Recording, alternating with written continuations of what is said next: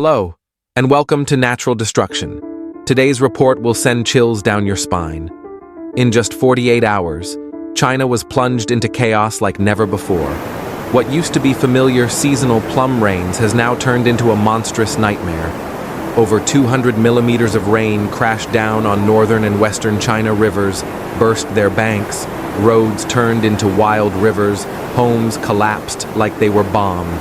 Cars were swept away like toys, and Beijing International Airport was forced to shut down flight after flight. Don't take your eyes off the screen, because what you're about to see is the full, terrifying truth of a disaster swallowing entire provinces. Cities built over decades vanished overnight. Beijing faced disaster on July 2nd. Rainfall overwhelmed the city's drainage. Yellow alerts became red within hours. By night, downtown streets were underwater. Sidewalks vanished beneath waist-high floods. Public transport stopped entirely. Trains from Shenyang and Guizhou were canceled. At Beijing Capital Airport, dozens of flights were grounded or delayed for safety. Rescue crews deployed water pumps. Hundreds of volunteers moved through flooded homes, evacuating the elderly and children to safety. Meanwhile, in Taiping Town, Henan, 600 kilometers south, a small riverbank collapsed. Floods swept through homes in minutes. Over 1,000 rescuers were sent in, searching debris and swirling water for survivors. 5 deaths were confirmed. 3 still missing. Power and water were cut. Roads were completely blocked. That night, shelters were set up. Food, water, and blankets handed out. Thousands displaced, most still in shock, holding on to what little remained. In Hubei province, the storm escalated into a catastrophe. Jianfeng City was hit by over 350 millimeters of rain in just 12 hours. The city of 300,000 people was transformed into a vast lake. Flash floods surged down the Zhongjiang River. Streets vanished, brown water rushed through homes, and more than 18,000 residents were forced to evacuate overnight. Schools were shut down, bus services suspended, and mobile signals in some areas went dark as water damaged base stations. Meanwhile, in Guizhou province, the nightmare didn't pause. For 2 straight days, heavy rains battered the mountainous regions.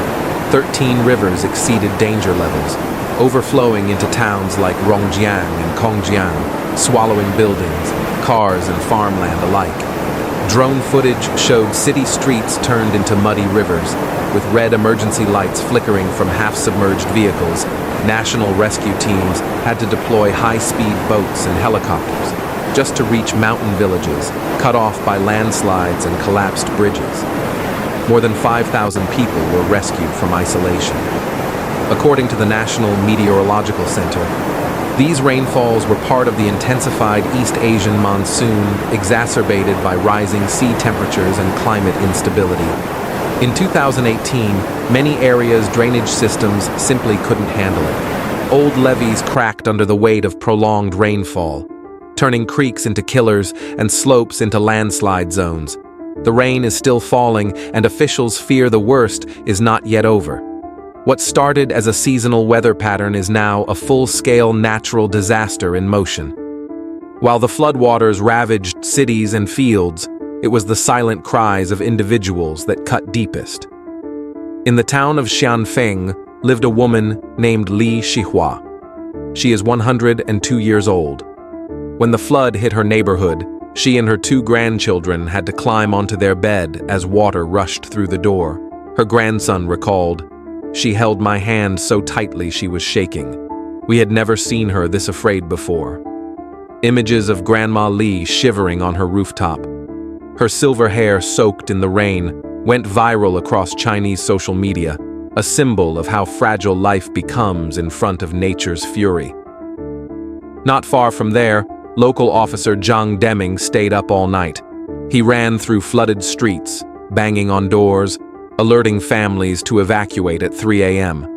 As water reached waist level, he saw the lights go out in one of the homes. He rushed in without thinking and carried a 6-year-old girl to safety in his arms. In Guizhou, tea farmer Nguyen Thi Hong watched helplessly as her entire plantation over 1,000 acres vanished beneath muddy floodwater. The harvest was due next week, but now her family faces bankruptcy. We borrowed money to buy new drying machines. Now even our home is underwater.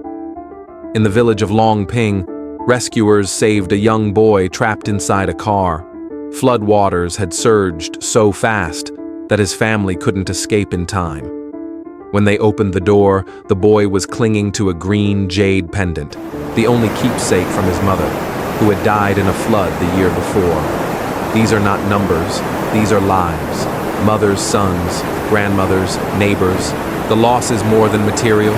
It's memory, it's safety, it's the feeling of home washed away in minutes.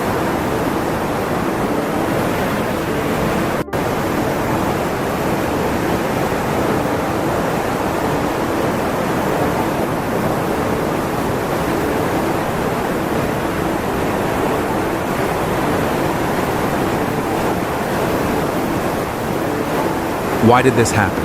Why did so many homes vanish overnight? Why did people drown in places they've lived safely for generations?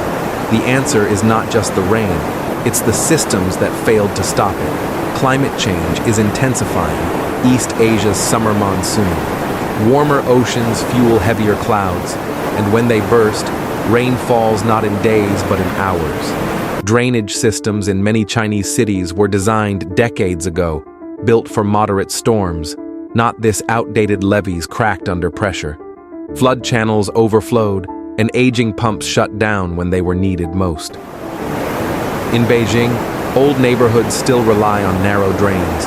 Streets sink easily, and there's little elevation buffer against rising water. In the countryside, warning systems are limited, forecasts are too vague, and communities have no early warning sensors along their rivers and slopes. By the time officials issue a red alert, it's already too late. People are still asleep, children still playing, and floods already at the door. Infrastructure didn't collapse on its own. It collapsed because we failed to upgrade it year after year, disaster after disaster. And now it's not just a storm, it's a reckoning. While the storm may pass, the scars it leaves behind will remain for a lifetime. Imagine waking up to find your home underwater. Imagine holding your grandmother's trembling hand. As water rises to your knees, imagine running through the night, not to find shelter, but to save strangers from drowning in their own living rooms. This is not just about China. It could be any of us anywhere, because nature no longer waits. You can't control the rain, but you can choose how you prepare. Start with the basics. Pack a small emergency bag with a flashlight, power bank, water-dry food, first aid, know your nearest safe zone, talk with your family about where to go, who leaves first, and how you'll contact each other if the lights go out. Disasters don't knock, they break in, and when they do, those who survive are the ones who were ready. This flood is a warning that the systems we depend on are weaker than we think, and that preparation isn't fear. It's love for your family, for your neighbors, for yourself. If this message moved you, please share this video. You could be saving someone's life, and that life might be closer than you think.